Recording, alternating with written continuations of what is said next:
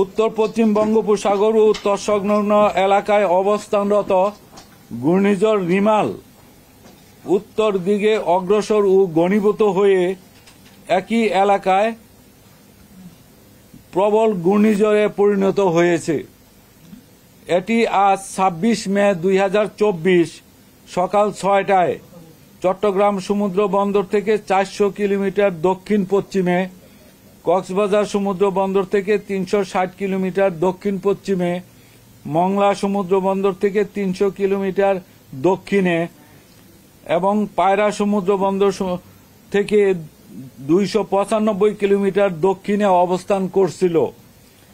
এটি আরও উত্তর দিকে অগ্রসর হয়ে ২৬ মে ২০২৪ সন্ধ্যা থেকে মধ্যরাত নাগাদ মংলার নিকট দিয়ে সাগর আইল্যান্ড, পশ্চিমবঙ্গ এবং খেপুপাড়ার উপকূল অতিক্রম করতে পারে।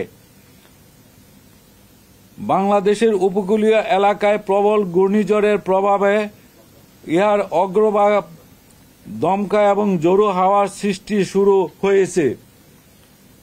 প্রবল ঘূর্ণিঝড় কেন্দ্রের ৬৪ কিলোমিটারের মধ্যে বাতাসের একটানা সর্বোচ্চ গতিবেগ ঘন্টায় ৯০ কিলোমিটার, যা দমকা অথবা জোরো হাওয়ার আকারে ১২০ কিলোমিটার পর্যন্ত বৃদ্ধি পাচ্ছে। প্রবল ঘূর্ণিঝড় কেন্দ্রের নিকটবর্তী এলাকায় সাগর বিক্ষুব্ধ রয়েছে।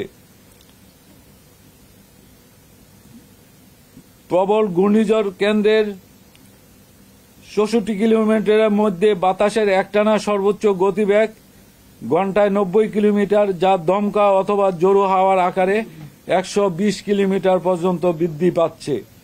প্রবল ঘূর্ণিঝড় কেন্দ্রের নিকটবর্তী এলাকায় সাগর বিক্ষুব্ধ রয়েছে।